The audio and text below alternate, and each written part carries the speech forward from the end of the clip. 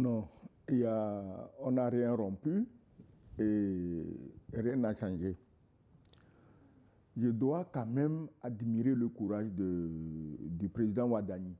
Parce que ce qu'il a fait, il faut être foncièrement courageux, faire fi des candidatons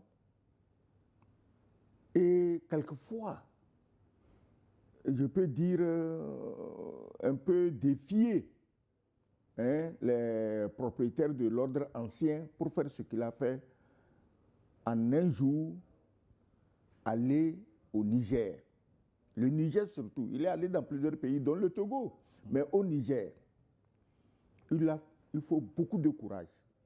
Et on doit le féliciter et le soutenir pour ce courage.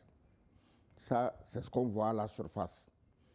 Maintenant, en attendant que le temps nous dise si ce courage est bénéfique et salvateur pour tout le monde, reconnaissons que Ouadani, qui ces dernières années nage dans une eau fortement anti-AES, il était dedans, il était au gouvernement, il était ministre des Finances, c'est-à-dire que l'argentier du régime sortant.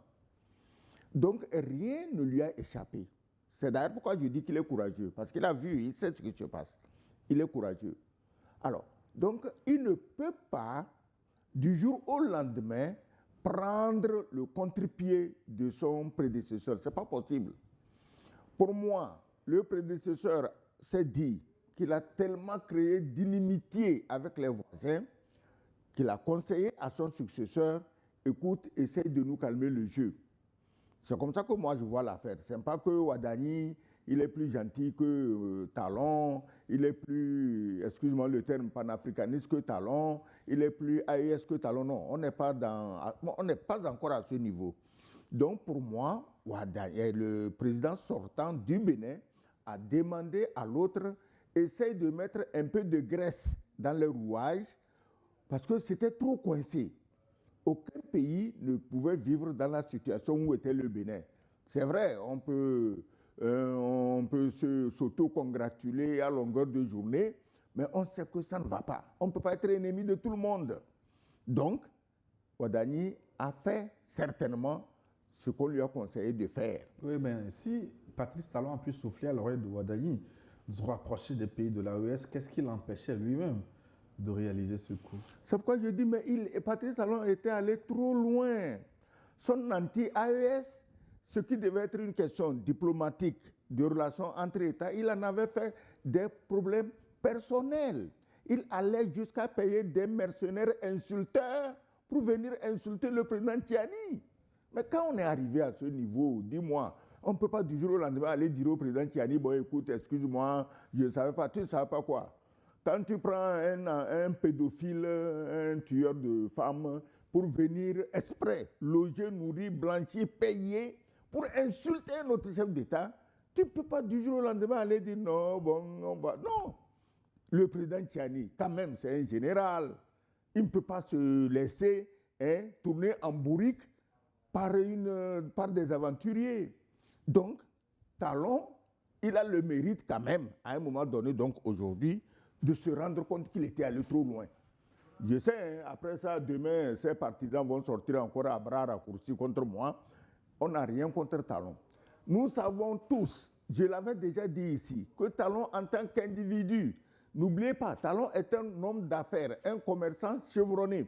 Les hommes d'affaires et les commerçants ne cherchent jamais bagarre avec leurs voisins parce qu'on fait les affaires et le commerce avec les voisins. Donc, Talon, en tant qu'individu, n'avait absolument rien contre le Niger et moins encore contre le président Tiani. On sait qu'il a été poussé. Entre-temps, on a dit c'est la CEDEAO fantomatique. La CEDEAO, c'est un fantôme, ça n'existe pas.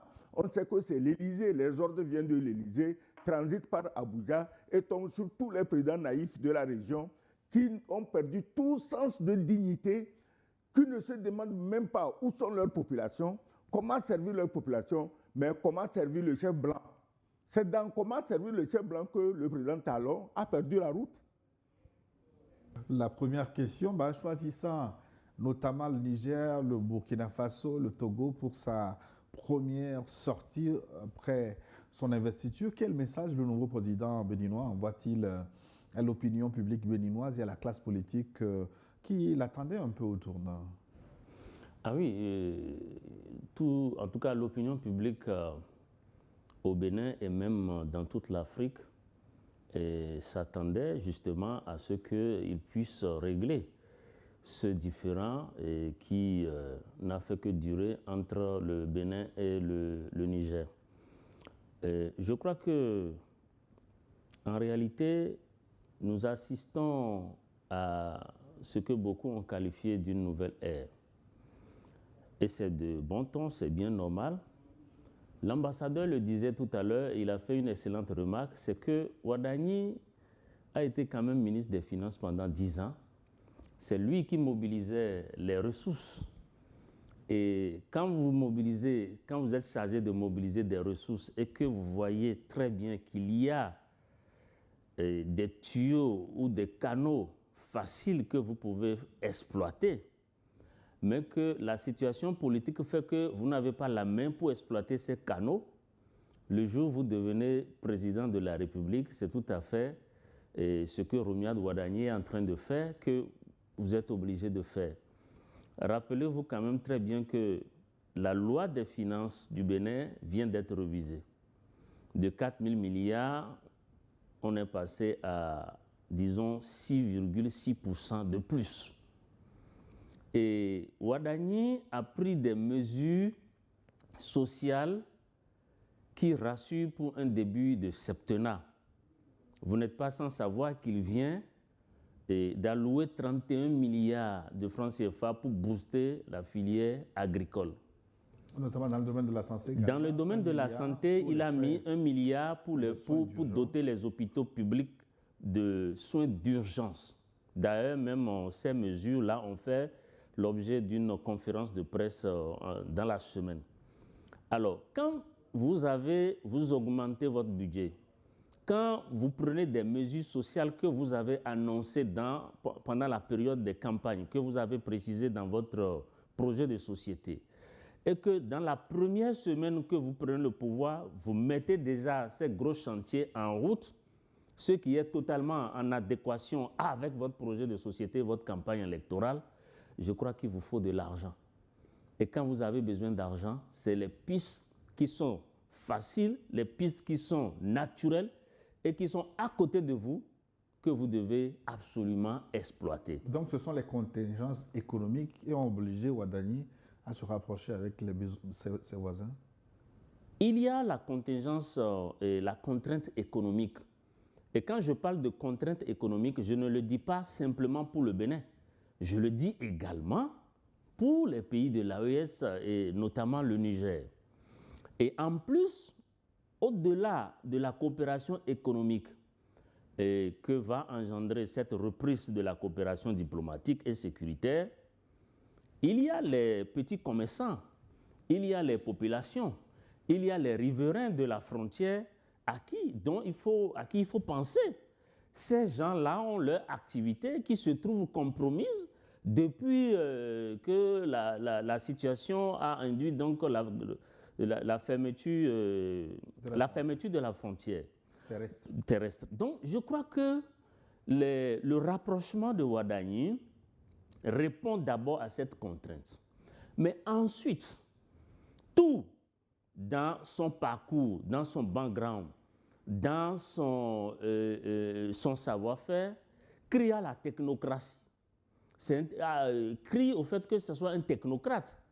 C'est-à-dire que c'est quelqu'un qui n'était pas trop connu sur l'échiquier politique. La preuve est que les deux partis de la mouvance présidentielle qui l'ont porté au pouvoir, on ne le voyait, personne ne se rappelle d'avoir vu Romuald Ouadani participer à une des rencontres. C'est pour vous dire que sur le terrain politique, vraiment, ce n'est pas sa chose. Mais par contre, c'est le maître des chiffres, c'est le maître des données, et c'est celui qui, pendant les 10 ans, est resté en dessous du président Talon et qui a travaillé aux résultats palpables que tout le monde est en train de saluer aujourd'hui.